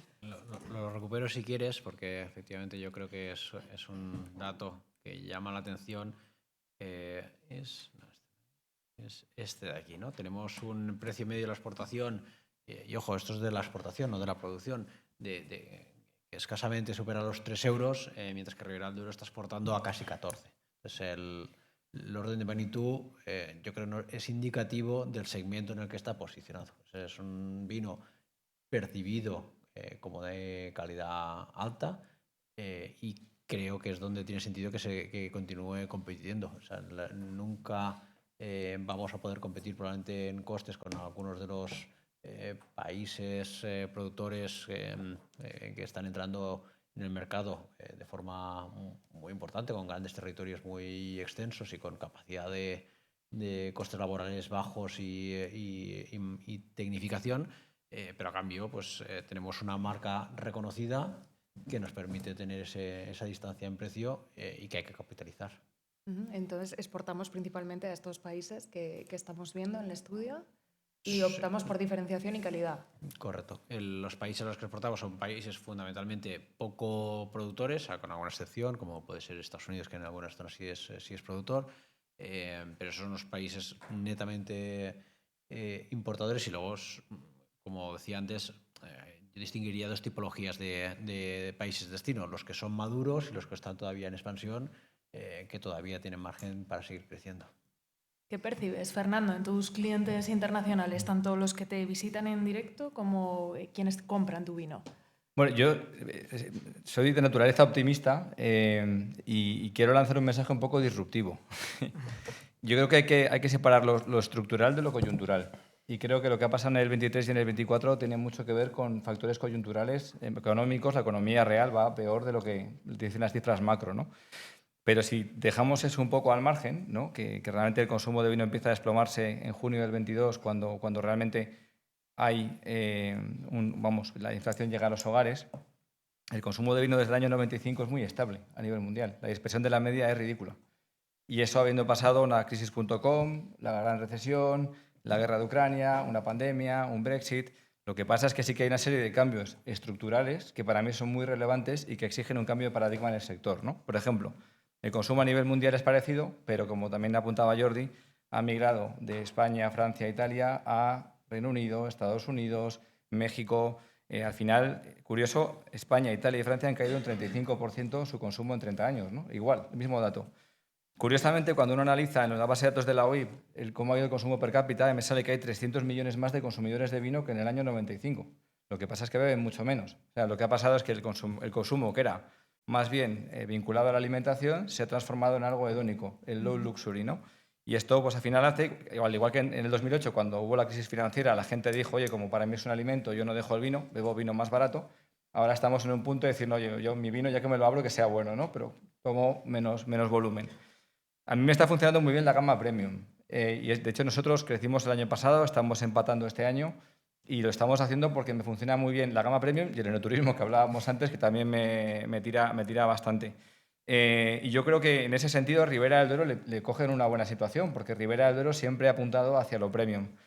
Yo creo que siempre que vienen épocas difíciles hay que reforzar la visión. Es decir, en esta vida pasan cosas. Si Ribera del Duero apuesta por la calidad, ahora hay que aguantar el tirón y seguir apostando por la calidad. Luces largas. O sea, los aranceles son una cosa más que van a pasar, pero si Estados Unidos es el mercado que más crece, hay que seguir apostando por Estados Unidos. Y luego me gusta mucho a veces traer a Churchill a colación, ¿no? Nunca desaproveches una buena crisis. Bueno, Mercosur puede ser una oportunidad con el acuerdo que se va a firmar ahora. China ha colapsado, creo que repuntará un poquito en los próximos años, aunque no volverá al 2017. Y realmente, si la guerra en Ucrania se termina, ahí podemos ver un impacto también a corto plazo muy interesante para la Ribera del Duero. Alemania es un destino típico para la Ribera del Duero que está en mínimos históricos. Si Alemania es muy sensible a lo que pasa ahora mismo en Ucrania, y Rusia es un mercado muy interesante. Ahora mismo Rusia es mi tercer mercado de exportación con la que está cayendo, ¿no? Entonces, si las cosas se normalizan, Rusia es un mercado que bebe mucho vino y de mucha calidad, y el posicionamiento de Ribera del Duero es sólido allí también, ¿no? Entonces, creo que debemos seguir siendo fieles, como decía Enrique, a lo que es Ribera del Duero, apostando a la calidad, apostando a lo premium y sabiendo que, bueno, pues que siempre que llueve escampa, ¿no? Miguel Ángel, ¿qué hay que hacer para seguir posicionando así de bien Ribera y que vaya más? Pues lo hemos dicho, es adaptarse. Fuera y a nivel de España, que yo no sé si las nuevas generaciones tienen esa cultura de vino también. Bueno, nosotros estamos trabajando en ello. Nosotros estamos trabajando y creo que el Consejo Regulador está con el mundo de cultura, apoyando al mundo de la cultura, apoyando al joven con festivales musicales, donde, por cierto, Sonorama Ribera este año se ha consumido más vino que cerveza. ¿Quién lo iba a decir? Esos fueron los datos que nos dio la organización. Por lo tanto, creo que estamos haciendo cantera. ¿De acuerdo? Muy bien. Estamos haciendo cantera porque son los que están consumiendo, los que van a consumir y van a ser nuestros mayores embajadores fuera. Y bueno, pero sí que quieren cada vez vinos de más calidad. ¿De acuerdo? Eso sí que está. El Consejo Regulador Ribera del Duero será uno de los más exigentes de España, si no del mundo. Y eso yo creo que es lo que nos está ayudando a amortiguar, digamos, esta crisis e incluso, como decía Fernando, en algunos casos, como en el suyo, a aumentar en ventas. Y es cierto que el enoturismo en eso también ayuda, no solamente para que lleguen y compren una botella, sino para que vean el valor real de esa botella. ¿Por qué nos da un valor añadido? Y porque nosotros estamos en una zona extrema. Es difícil abastecer al mercado en algunos momentos, porque podemos sufrir unos altibajos. Nosotros podemos pasar de 60 millones de kilos o de 70 millones de kilos a 130. Y así, o sea, no son cosechas estables. Entonces, es cierto que nos cuesta. Y a veces salimos un poco acomplejados fuera porque no sabemos si al año siguiente vamos a poderles abastecer. Y eso también a veces un poco merma nuestras posibilidades de salir de verdad con garantías al mercado. En otras zonas, en otras denominaciones de origen, pues bueno, son cosechas más estables. Nosotros no, pero sabemos dónde estamos. Y si apostamos como en la calidad, como todos decían, yo creo que se está garantizando el éxito y poco a poco, porque esto al final son ciclos. Y nosotros en eso estamos acostumbrando. No solamente somos una tierra de contrastes para esto, para el vino, sino también somos una tierra de contrastes en la gastronomía, incluso en la arquitectura. Nosotros estamos en una bodega soterránea del siglo XIII y cuando subimos las escaleras estamos en una bodega diseñada por Richard Rogers o Norman Foster. Bueno, pues eso es así. Nosotros, esa es la peculiaridad que tenemos, es la que tenemos que mantener. Y insisto, manteniendo la calidad, llegaremos lejos. No lo hemos comentado, pero me parece importante un apunte a cómo afecta, digamos, ese cambio climático, lo que decía Miguel Ángel, producciones que no son estables, siempre manteniendo muy altos los estándares de calidad. Bueno, Ribera del Duero siempre fue inestable, es decir, nuestra situación climática siempre fue inestable, es decir, tampoco, eso es parte de nuestro ADN, ¿no? Y luego, el cambio climático de momento, el tan mencionado cambio climático, a Ribera del Duero inicialmente no le ha hecho mucho daño, o casi nada. Es decir, éramos una zona extrema, seguimos siendo una zona extrema, y lógicamente yo soy de los que opino que si esto no va a más, que no sabemos hasta dónde va a llegar, pues hombre, a Ribera del Duero de momento tampoco le ha hecho demasiado efecto. No obstante, sí que es cierto que se están tomando medidas o están... Hombre, una cierta preocupación existe, ¿no?, en la mente de la gente. ¿Por qué? Porque hay que prevenirse por si acaso. Pero de momento yo creo que, bueno, la situación yo creo que se puede bandear y pienso yo que de momento, si esto no va más, pues bueno, nuestra zona concretamente, como digo, estamos en una zona muy extrema, donde hace muchos años, los que somos veteranos de ahí del territorio, hemos visto situaciones extremas en lo contrario, y de momento, si yo honestamente, no le ha venido tan mal, ¿no? Fernando, ¿lo vives así, más o menos tranquilo? Yo discrepo con Enrique, pero tampoco soy catastrofista. Quiero decir, me parece muy interesante el proyecto que está llevando a cabo el Consejo Regulador de caracterización de material vegetal antiguo. Y entonces lo que está apareciendo es que la Ribera del Duero es mucho más que Tempranillo. Tempranillo es una variedad que no va bien con el calor. La maduración alcohólica y fenólica van desacompasadas y creo que eso es un problema, además entendiendo cuál es la tendencia del consumidor actual, ¿no?, hacia vinos más ligeros, menos alcohólicos. Pero yo creo que ese estudio nos da muchas pistas. Más garnacha, más albillo, más variedades blancas, ¿no? Ahora hay un debate en el seno del Consejo Regulador y de las bodegas sobre qué camino debe tomar el pliego de condiciones, si incorporar o no.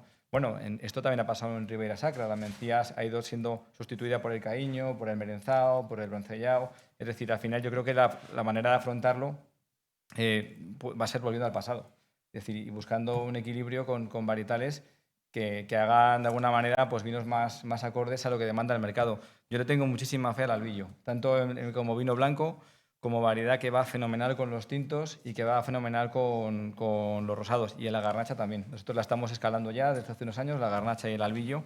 Y la verdad es que estamos muy... Decía Miguel Ángel antes, ¿no?, de lo del premio. Bueno, pues ese vino llevaba una base significativa de albillo, por ejemplo, ¿no?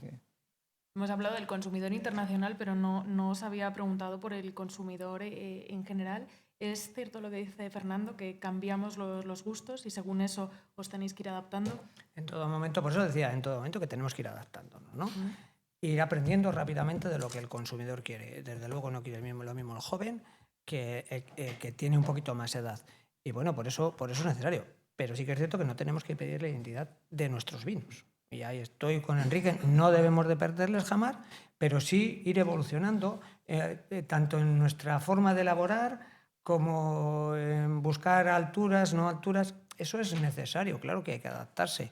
Y aprender mucho del consumidor. No podemos nosotros dictar normas para que luego llegar a creer que sacamos el mejor vino del mundo para luego llegar y no poder salir a la puerta de tu casa porque el vino se te queda ahí.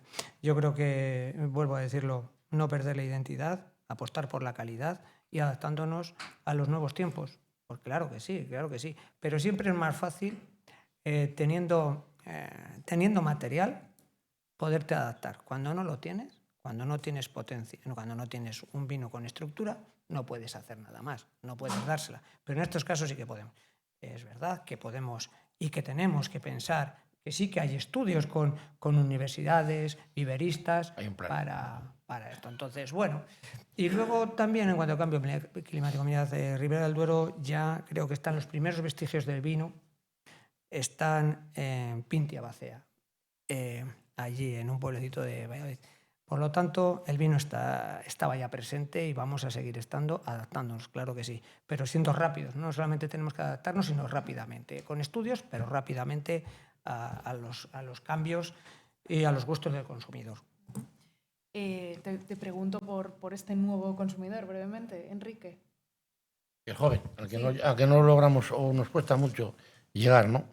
Pues sí, la verdad que es la pregunta, vamos a decir, la pregunta del millón, ¿no? ¿Por qué a los jóvenes una bebida tan noble y tan histórica y tan cultural como es el vino y cuánto nos cuesta acercarse a ella, ¿no? Yo creo que han pasado muchas cosas. Yo creo que en principio también el mundo del vino estuvo una etapa en la cual yo creo que hacía las cosas muy difíciles para que un chico joven se incorporara al consumo de vino, porque habría que hacer una cátedra para tomar una copa. Yo creo que esto lo estamos haciendo ahora mismo mucho más sencillo. Y bueno, en el caso de Ribera del Duero, concretamente, dimos un paso que era arriesgado, pero bueno, se dio. Y bueno, nos unimos ahí a un festival de música, concretamente, que bueno, yo creo que tú conoces, Sonorama Ribera, que lógicamente es una forma de acercarse a la gente joven y está funcionando. Y yo creo que bueno, puede ser una fórmula.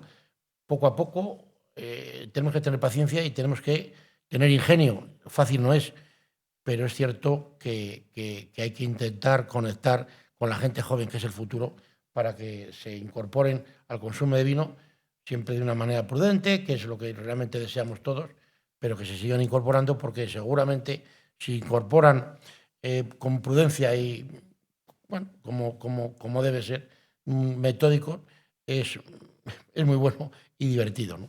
Estáis presentes, además de en el Sonorama, que lo hemos comentado, se hace una fiesta de la vendimia muy popular, con grupos de música, también en el Festival de Cine de Valladolid, estáis presentes en muchos puntos estratégicos para tratar también de atraer a las nuevas generaciones y ese consumo, como decía Fernando, más hedonista, ¿no? Esto no es cantidad, sino momentos estratégicos donde te apetezca abrirte un vino rico, pero bueno, ya llegará. Esto es cuestión de comunicar. Es que Ribera del Duero es cultura, es decir, cultura en todos los aspectos. Estamos hablando vinculados a la música, vinculados al cine, a la literatura. Tenemos el premio mejor dotado en España de narrativa breve en español. En la última edición pues, se presentaron 1.200 o una cosa así, más o menos, propuestas escritas para que estamos hablando de que estamos ahí vinculados a lo que somos, cultura y tradición. Sin perder la innovación, evidentemente, pero cultura y tradición. Antes de abrir un turno de preguntas, por si alguno tenéis alguna cuestión, que os animo a que vayáis pensando en algunas, y si os ha quedado en el tintero, sí que me gustaría que mirásemos un poquito hacia el futuro. ¿Qué retos, qué oportunidades tiene Ribera? Yo creo que vinculado con lo que estábamos hablando de cambio climático, yo de nuevo me gustaría abrir un poco el foco también para hablar de los retos vinculados a la sostenibilidad, pero la sostenibilidad entendida desde un triple pilar, que tiene que ser una sostenibilidad ambiental, una sostenibilidad social y una sostenibilidad económica. Sin alguna de las tres patas falla todo. Entonces yo creo que el futuro tiene que pasar por asegurar que obviamente pues, mejoramos en todos los aspectos ambientales y avanzamos hacia algo que además también el consumidor va a ir exigiendo. Hace falta, y también ha salido pues la necesidad de tener una sostenibilidad social, que eso implica, por ejemplo, que puedas ofrecer viviendas a la gente que tiene que trabajar allí, tienes que tener la capacidad de dotar arraigo. Ahí el enoturismo tiene un papel fundamental para jugar, para permitir la diversificación de puestos de trabajo y que haya no solo un empleo, sino el empleo de toda la familia vinculado al territorio. Y luego la sostenibilidad económica, que es que las bodegas tienen que seguir y el campo tiene que seguir siendo rentable, porque si no, pues las otras dos piezas se van a desmoronar igualmente. Fernando, ¿qué retos tienes en la bodega? ¿Qué planes de futuro? Bueno, yo creo que ahora mismo, siguiendo o siendo coherente con lo que comentaba antes, para mí es fundamental estar en más canales, estar en más mercados y llegar a más clientes en todo el mundo. Porque al final necesitas muchos más impactos, estar en muchos más lugares para vender lo mismo. Ese es el cambio de paradigma al que antes hacía alusión. Yo creo que en España va a haber un proceso de concentración, con toda probabilidad. Ya se está viviendo, porque va a haber muchas bodegas que hacen productos excelentes, pero que por sí solas no podrán afrontar, es lo que estaba comentando Jordi, ¿no? No van a tener esa capacidad de rentabilizar esos esfuerzos para poder abarcar un mercado que ahora es mucho más, digamos, vasto para lograr vender por lo menos tu break-even, ¿no? Y para mí en ese aspecto también es muy importante imaginarse una Ribera del Duero diferente, ¿no? Con más peso de los vinos blancos, con elaboraciones disruptivas. Algunas no tendrán cabida en el pleno de condiciones, pero creo que hay que atreverse a hacerlo, ¿no? Hay que perder el miedo también al tema de la coctelería con el vino, a los derivados vínicos. Creo que al final los nuevos consumidores, mis padres crecieron bebiendo agua, yo Coca-Cola, los nuevos Red Bull, ¿no? Pues bueno, a mí no me gustan los vinos especialmente dulces, pero hay que entender que el contexto de consumo es diferente y que habrá que buscar, sin perder la esencia de lo que es Ribera del Duero, diferentes fórmulas para llegar a diferentes perfiles y en diferentes momentos de consumo, que esa es otra cosa interesante. Cuando yo como con mi suegro pido un vino, cuando estoy con mi mujer tomo otro, ¿no? Y eso también es algo que ha cambiado. Antes el que era de Prado Rey era de Prado Rey siempre o casi siempre. Eso ya no es así. Miguel Ángel. Bueno, pues yo creo que la diversidad es lo más importante. Tenemos que tener un vino para cada momento, un vino para cada lugar, insisto, pero sin perder la identidad. Y eso es fundamental. Y nosotros, como bien decía antes, tenemos la obligación de esas tres partes de la sostenibilidad que bien decías. Si ahora estamos generando negocios en esos pueblecitos pequeños, si estamos generando empleos de calidad y si, bueno, apostamos no solamente por el empleo de calidad, sino por la calidad en el vino, yo creo que, y la diversidad, yo creo que estamos preparados para llegar a cualquier mercado y a cualquier edad de más de 18 años con el vino. Sí que es verdad que nos encontramos muchísimas trabas, de eso ya hemos hablado, pero bueno, es ir superándolas. Y si algo esta tierra tiene, es que seremos gente ruda, pero también gente implicada y gente que sabe dónde quiere llegar y que al final con trabajo y esfuerzo va a llegar. Y el pliego de condiciones, pues claro, el pliego de condiciones se va adaptando. Yo creo, ¿verdad, Enrique?, que se va adaptando a las necesidades y por eso está abierto para, sí, calidad, pero adaptarle rápidamente a las necesidades. Que eso yo creo que ha sido también un éxito de este caso del Pleno del Consejo Regulador. Escuchar para dejarlo abierto e ir adaptándoles a esas nuevas tendencias. Y vuelvo otra vez, adaptarse, pero rápidamente. Hay que abrir caminos sin perder la esencia. Sí, no, yo creo que al final, yo creo que el sector, los retos que vengan, si no nos impiden, lógicamente, como digo, yo creo que, y lo digo, voy a insistir, las administraciones, por muchas causas, creo que el sector tiene capacidad para lógicamente, adaptarse a las nuevas circunstancias sin ningún problema, ¿no? Es decir, lo haremos a veces mejor, más acertado, menos acertado, pero seguro que lo hacemos, ¿no? Ahora, si nos van imponiendo, a veces, como he dicho antes, leyes, una ley que nos quieren hacer prohibir una ley que nos impide publicitar el vino, no sé cuántos metros de un centro de salud o un colegio, en este caso sanidad, cuando realmente hace 4 días aquí está Benítez, estuvimos luchando en Bruselas por un etiquetado que nos querían equiparar con el tabaco. Bueno, es que eso es aberrante, o sea, es decir, hay cosas que esas cosas no pueden ser, es decir, esas cosas, eso hay que defenderse a capa y espada, y no solamente el regulador, todo el sector en conjunto, ¿no? Ahora nos quieren poner en el extremo de las tasas de alcoholemia, en el extremo que van a hacer un daño al medio rural, hablamos de restaurantes anteriormente, impresionante. Eso no puede ser. Con la tasa cero. Claro, es que es exagerado. Es decir, vamos a ver, si todo el mundo, estamos hablando de que hay que beber con medida, tener, lógicamente, si nadie dice pero vamos a defenderlo culturalmente y, lógicamente, con medida de todas estas situaciones. Pues esto poco a poco es que empleamos más tiempo en defendernos de lo que nos viene encima de... Claro, que en avanzar. Que en avanzar. ¿Tenéis alguna cuestión, algo que os apetezca plantear? Sí, yo no sé si hay por ahí un par de cuestiones. El compañero tiene un micrófono por aquí, segunda fila. Yo le quería preguntar a Miguel Ángel, es una ruta de 115 kilómetros, normalmente se hace en coche, pero yo no quiero ir en coche, me quiero tomar un par de vinos a gusto y que no me pare la Guardia Civil. ¿Tenéis organizado algo con agencias de viajes o cómo lo tenéis solucionado esto? Pues la verdad es que organizado con agencias, no. Sí que es cierto que la gente cuando llega, normalmente está llegando a la Ribera del Duero, tiene su pack organizado. Sí que ahí tenemos, dentro de esos servicios que hemos dicho que ofrecemos, también había algún taxi, digamos, que está dentro de la ruta. Y eso como lo tenemos, ese es uno de los retos, y por eso decía la comunicación. Porque a veces el desplazarnos entre pueblo y pueblo con alguien que no ha llegado organizado para trasladarse, digamos, a los núcleos que él quiera, o se queda en el pueblo o no hace nada.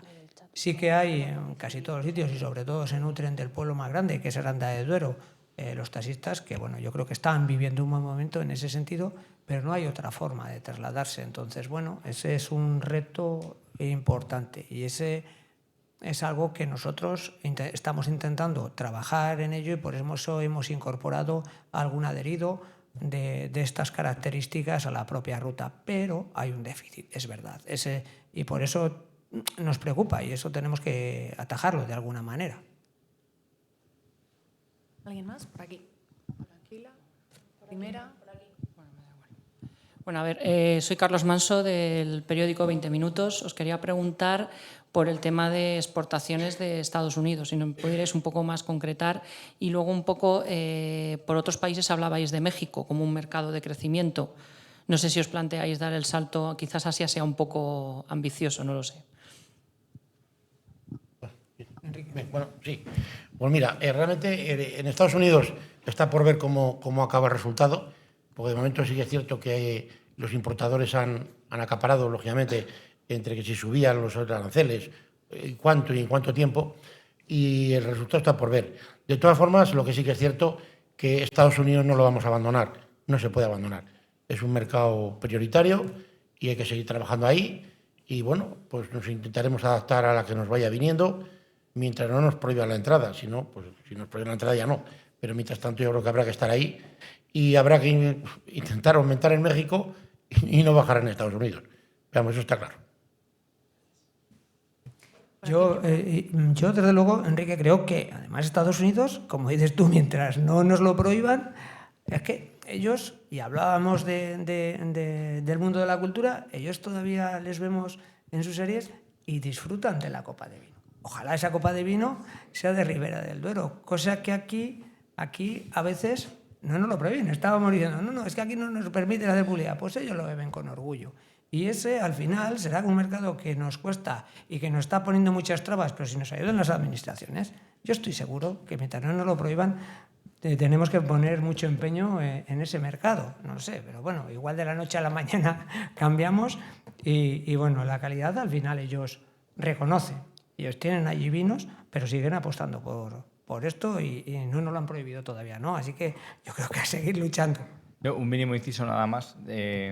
Añadir que en Estados Unidos ahora mismo la economía es de dos velocidades, donde la renta per cápita es más alta, y me pongo el caso, por ejemplo, de Miami, la venta de vinos premium va muy disparada. Hay bodegas en Ribera del Duero creciendo este año a doble dígito allí en Estados Unidos. Y conjunto no, según se desprende, pero además hablando de sell out, no el sell-in al canal, sino el sell-out. Y esto es muy interesante. Donde más se va a sufrir y es en la gama de los robles, los vinos jóvenes, porque es donde más impacto pueden tener los aranceles. Yo veo una oportunidad tirando hacia arriba. Y lo que comentabas de, bueno, México venía de unos años muy difíciles después de la pandemia, hubo ley seca durante la pandemia, y ahora estamos viendo que está repuntando, pero desde unos niveles yo creo que bajos. Asia es lo que, no sé cómo lo percibirán aquí, está ahora mismo todavía es más una interrogante. China es una caja negra, no sabemos muy bien qué es lo que pasa. Una caja negra que no hemos encontrado todavía. Por aquí, primera fila. que estaba delante. Bueno, sí, vale. Vamos a escuchar los dos, así que... A ver, por las explicaciones, bueno, por lo que han contado, con las instituciones, pues tienen, bueno, pues es algo que la relación, como dijéramos, necesitan mejorarla, pero o necesitan más ayuda, mejor dicho. Y se han planteado que independientemente de eso, porque pues las instituciones van como van y todos los ciudadanos pues muchas veces nos quejamos de ello, ¿no? Entonces, ¿se han planteado ustedes o están haciendo incisión en posicionar la denominación de origen Ribera del Duero internacionalmente como una marca, hacer un posicionamiento mayor? Es como si una marca quiere posicionarse en un mercado y, bueno, pues invertir más en posicionamiento. Yo es que creo que personalmente yo soy una persona de marketing y yo creo que eso ayudaría mucho, independientemente de la ayuda que tengan institucional. Porque al final, bueno, yo creo que podría ayudar, pero vamos, es algo que les pregunto y no sé, es una sugerencia además. Hombre, evidentemente se está haciendo. Es decir, al final, las posibilidades que tenemos económicas, bueno, dentro de nuestros presupuestos, una inmensa mayoría va para exterior, ¿no? Y apostamos por ello, porque además consideramos que es donde está nuestra... Bueno, tenemos una posibilidad de crecimiento importante, pues estamos aún poco presentes. Y siempre somos bien recibidos. O sea, curiosamente, aunque no movemos grandes volúmenes, pero nuestro consumidor nos tiene muy considerados. Y eso es cierto, es una realidad. Entonces, hay que insistir en ese tema. Evidentemente no lo dejamos, lo tenemos muy en mente, y no solamente en mente, sino haciéndolo, vamos, siendo efectivos en las actuaciones. Yo les voy a poner un ejemplo. A ver, yo soy un medio de marketing, se llama Esencia de Marketing, ¿no? Y llevo escribiendo pues aproximadamente desde el año 2003, ¿no? Entonces, bueno, yo he recibido notas de prensa, por ejemplo, pues voy a hablar de vino, ¿no? Yo sé que hace unos años Protos empezó a hacer una política de comunicación bastante más agresiva, en el buen sentido de la palabra, de lo que hacía antes.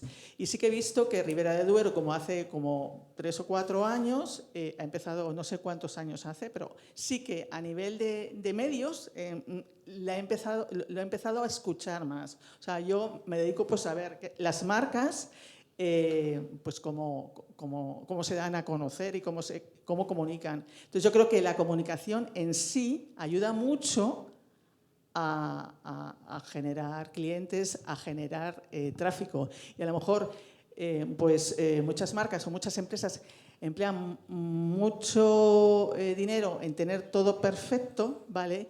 Pero a lo mejor una buena política de comunicación o una política de comunicación más agresiva ayuda más. Entonces, yo se lo digo porque es como yo lo veo. Por ejemplo, yo Protos he visto que, pero bueno, con permiso de Prado del Rey, por supuesto, pero que al final, tú como consumidora, pues dices, bueno, pues aparte que yo soy una persona de Madrid, he vivido toda mi vida en Madrid y yo consumía Rioja. A raíz de que me he ido a vivir a Valladolid hace 15 años, pues consumo Ribera del Duero, porque entre otras cosas, si no voy a ir a enfrentamiento con mi pareja, ¿no? Porque allí se consume Ribera del Duero. Pues entonces, esto es un poco lo mismo. Si tú escuchas ves una marca o se promociona una marca, pues por lo menos la pruebas. Si la pruebas y te gusta, repites y fidelizas. Entonces es un poco la historia. Por eso lo digo, pues porque yo creo que habiéndoles escuchado a todos, yo creo que había que hacer algún esfuerzo en, no sé, comunicación. No me tienes que convencer. Somos convencidos de que realmente hay que comunicar y comunicamos. Lo que pasa es que a veces igual acertamos más y otras veces menos. Pero vamos, somos convencidos de ello. Vale. Sí, ahora se está haciendo promoción, hay una propuesta de promoción en el exterior importante, buscando alianzas, es verdad, con algunas otras DOs, y no importa, porque es lo que hablábamos antes de optimizar todos esos recursos económicos, y yo creo que están dando resultado. Hablábamos de Estados Unidos, por ejemplo, y sí que es cierto que al final hablabas de una marca, y es verdad, pero es una marca potente, y otras, la Ribera del Duero tiene muchas bodegas pequeñitas que a veces les cuesta salir. Entonces, como DO, ahora yo creo que se está haciendo promoción, sobre todo en el exterior, pero igual hay que volver a casa, llevar razón y hacer también un plan de medios o de Refiero promoción como marca, distinta. o sea, la Sí. denominación de origen, Ribera de Duero, y ahí aglutina todas las marcas como paraguas, y entonces, bueno, yo... No, no totalmente de acuerdo, es verdad. Y la promoción es fundamental para poder vender y para que luego podamos seguir teniendo estos éxitos. Si no nos conocen, poco se puede consumir. Continuamos, que es muy importante, cierto, hacer las cosas bien, comunicarlos. Nos vamos con la segunda fila.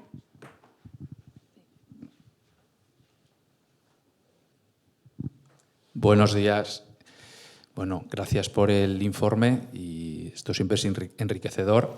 Soy Javier Folk, diputado nacional y portavoz de Alimentación en el Congreso de los Diputados por el Grupo Parlamentario Popular.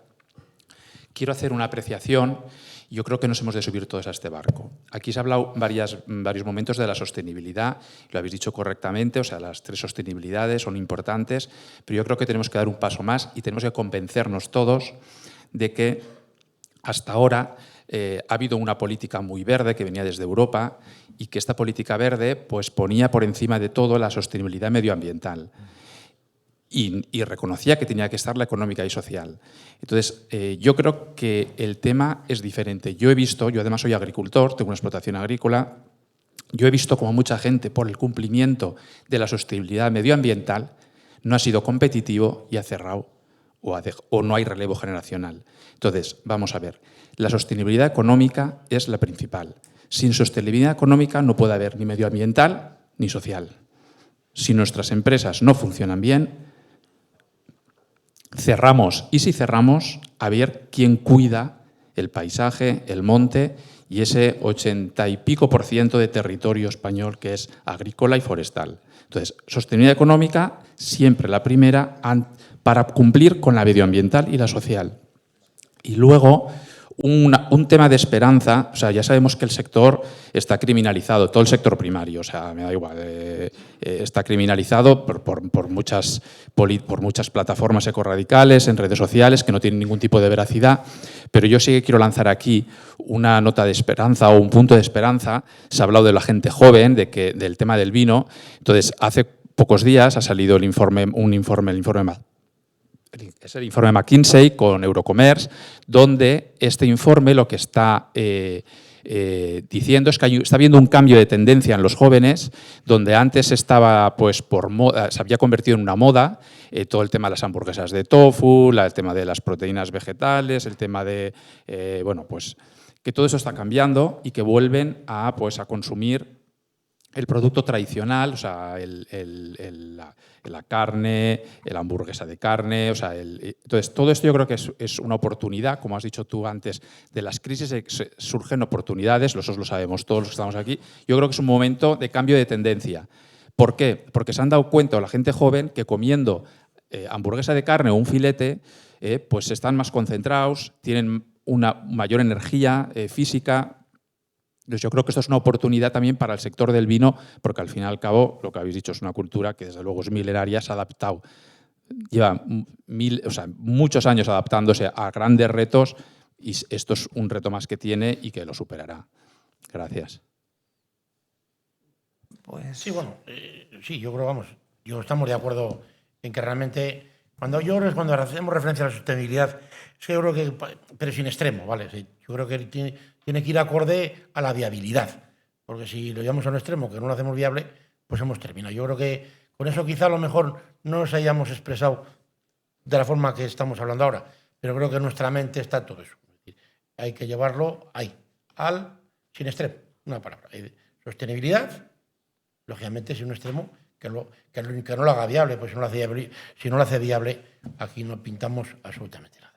Sí, pero al final se está haciendo rentable, porque cuando hablamos del relevo generacional, yo creo que en este sector no tenemos problemas, que yo aprecie. Por lo tanto, el joven yo creo que se está incorporando a este sector. Entonces, bueno, lo que no les tenemos que dejar es de lado y tenemos que hacer que ellos ahí vean, pues eso, una forma de vivir y que sigan como hasta ahora, que el relevo generacional siga existiendo. Yo insisto que creo que ahora allí no lo hay, a ver si de todo tenemos que aprender, claro que sí. Totalmente de acuerdo. Por ahí, adelante. Sí, José Luis Benítez, de la Federación Española del Vino. No, solo quería porque se ha mencionado de pasada, añado ahora esto último, yo lo resumiría, ¿no? Claramente, sin la sostenibilidad primero que tiene que haber es la económica, a partir de ahí vienen todas las demás, la social, la medioambiental, si no es imposible, porque esto es una actividad económica, no es una ONG, ¿no? Seamos claros, desde el que cultiva la viña hasta el que vende el vino, lo comercializa, etcétera. La otra cosa que quería decir es con relación que se ha mencionado, ¿no? Bastante y que tiene que ver con la sostenibilidad social, el consumo moderado, etcétera, ¿no?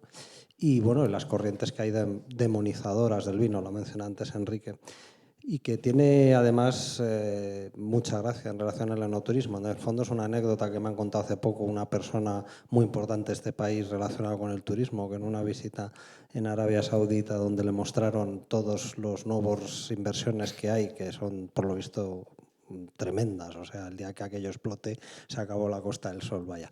Y lo tienen vacío, lógicamente. Bueno, pasta toda, pero vacío, por ahora. Y se han dado cuenta que una manera de no tenerlo vacío va a tener que ser abriendo la mano con el alcohol, que precisamente anoche lo vi en una newsletter de una organización internacional que es la que participamos, que fomenta el consumo responsable. Precisamente había un artículo que hablaba de esto, de que Arabia Saudita quiere abrir la posibilidad de importar vino y otras bebidas alcohólicas para el desarrollo turístico del país. Decía esta persona, este alto cargo, qué contradicción tan inmensa, ¿no?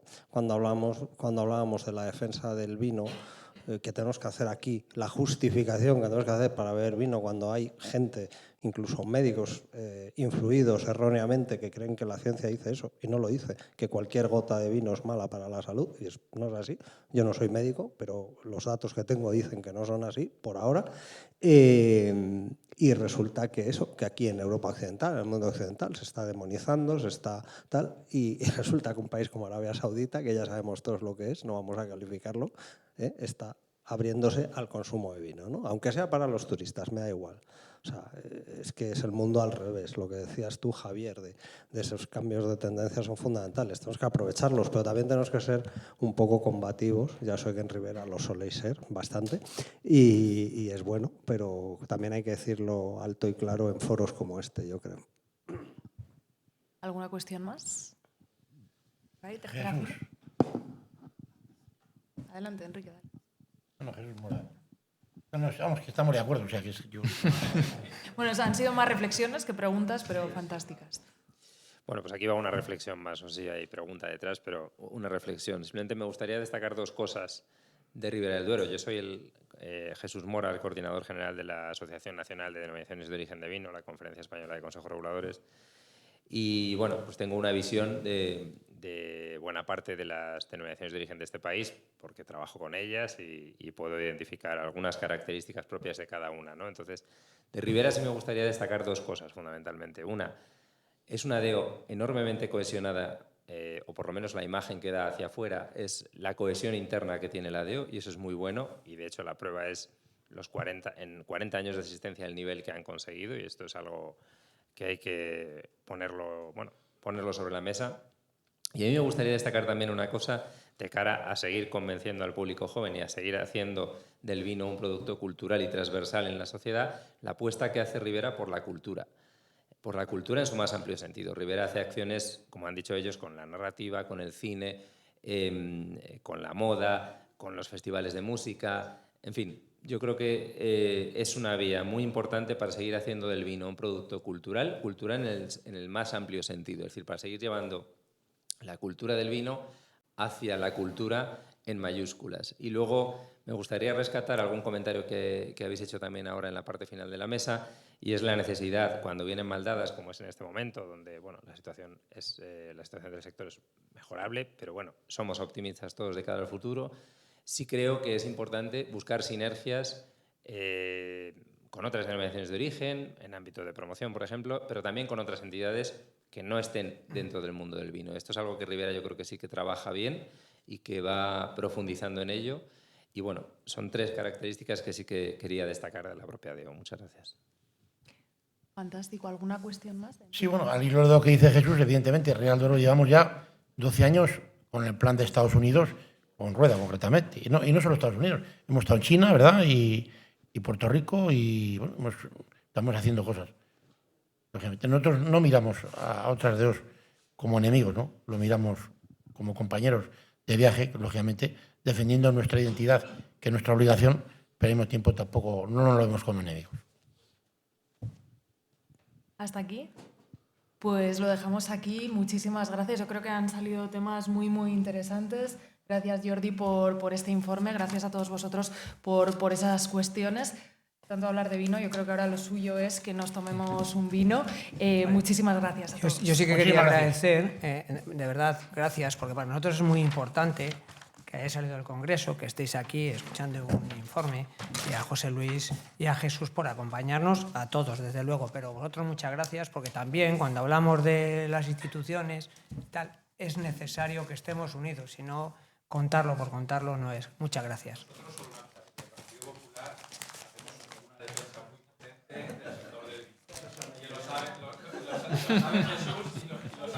No, hombre, eso lo vivimos en Bruselas, ¿no? También fuiste tú, Jesús, ¿no? También, efectivamente, eso lo vimos. Esa experiencia la he vivido yo. Bueno, después de varios amagos de despedida, ahora nos despedimos 100%. Gracias. Discúlpame. No, perfecto.